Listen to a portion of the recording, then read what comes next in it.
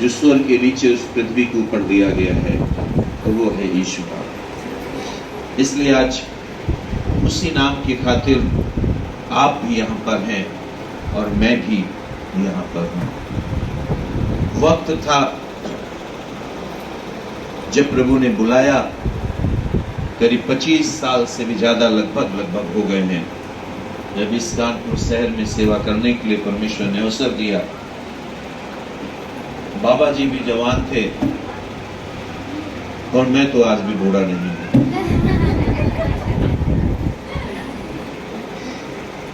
वो अलग बात है कि आज ताकत बटोरना पड़ता है। जब पूछा जा रहा था कितने घंटे प्रचार, तो वो दिन भी थे कि हम लोग पूरे दिन भर प्रचार करते थे। बट आज ताकत को कई बार बटोरना पड़ता है। समय बदलता गया, बीमारियां भी पास आई। हार्ट की भी बीमारी, डॉक्टर ने कहा बोल नहीं सकते हो, ऊपर चढ़ना मना है। मैंने उस डॉक्टर की तरफ देखा और मन में कहा मैं तो रहता ही ऊपर हूं, घर छोड़कर कहां जाएंगे। मैंने उसकी तरफ ध्यान से देखकर कहा अपने आप में कि बोलना तो हमारा काम है, ये कैसे हो सकता है कि हम चुप रहें। डॉक्टर ने जो बोला हमने सुना, लेकिन हमारे दिल की यीशु ने सुना।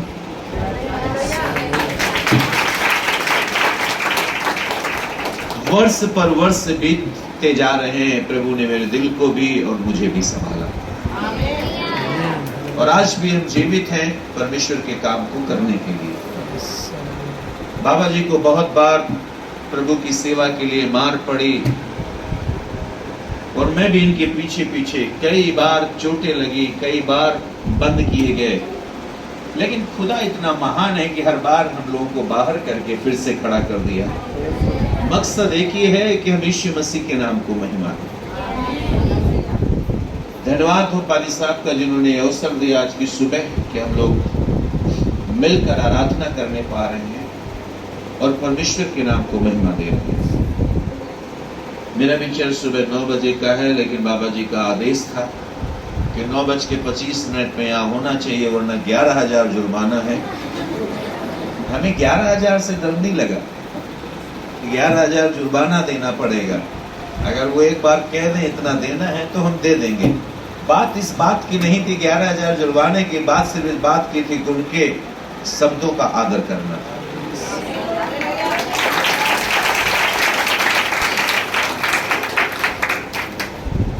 प्रभु का धन्यवाद, उसकी महिमा और उसकी करुणा के लिए जो उसने हम पर और आप पर बनाकर रखी है। खुदा का धन्यवाद। कुछ देर हम लोग परमेश्वर के वचन को सुने। आप सब बड़ी अच्छी आराधना कर रहे थे और मुझे अच्छा जब लग रहा था। एक और बात कि सामने वाले जो बच्चे थे, पीछे भी कुछ लोग घुटनों पर परमेश्वर को पुकार रहे थे, और ये बात केवल मुझे नहीं, परमेश्वर को भी पसंद है।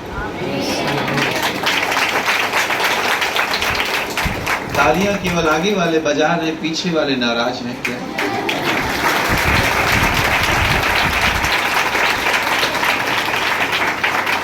जय मसीह की, जय मसीह की। आइए एक जाना पहचाना एक वचन थोड़ी देर के लिए हम लोग सुनेंगे।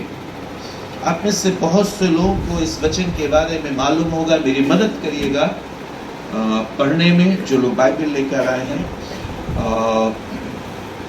मरकुस रचित सुसमाचार, उसका 5वां अध्याय, उसकी 25वीं आयत। अच्छा ठीक है, पढ़ लो।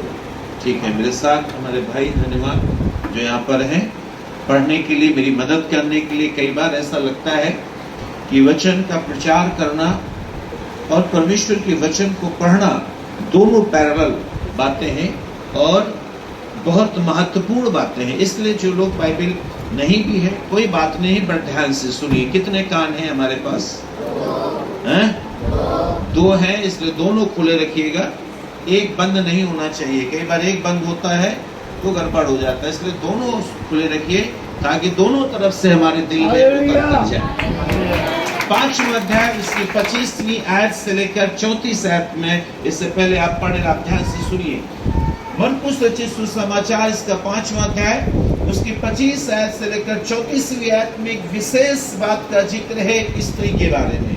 इसके बारे में एक स्त्री 12 वर्ष से लहू बहने वाली स्त्री के बारे में जिक्र है, और लिखा हुआ है कि ये स्त्री 12 वर्ष से बीमार थी। प्रभु यीशु मसीह के पास जाती है, प्रभु के वस्त्रों को छू लेती है, और प्रभु के वस्त्रों को छूकर वो चंगी हो जाती है। भैया बैठो। प्रभु के वस्त्रों को छूकर क्या होती है? चंगी हो जाती है। जय मसीह की। कहानी यही से शुरू होती है और यहीं पर खत्म होती है। एक बीमार स्त्री है, 12 वर्ष से बीमार है, यीशु के पास आती है, चंगाई पा जाती है।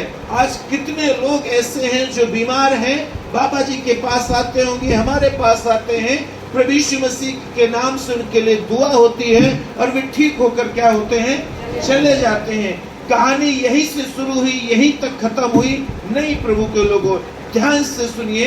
यदि बाइबल को हम पढ़ें तो मरकुस रचित सुसमाचार 5वें अध्याय में कुछ विशेष बातें दी गई हैं जो आज की सुबह मैं आपके सामने शेयर करना चाहूंगा। लिखा हुआ है ये स्त्री बीमार थी। अब 5वें अध्याय के 25वीं आयत से लेकर 34वीं आयत तक पढ़ लो। जो आज सुबह मेरा सब्जेक्ट है, मेरा विषय है, सिर्फ एक बात पर है, और उस बात को अगर हम अपने जीवन में अपना लेंगे तो निश्चित जानिए परमेश्वर की आशीष से प्रतिदिन हमारे जीवन में भरपूरी से हमें और आपको मिल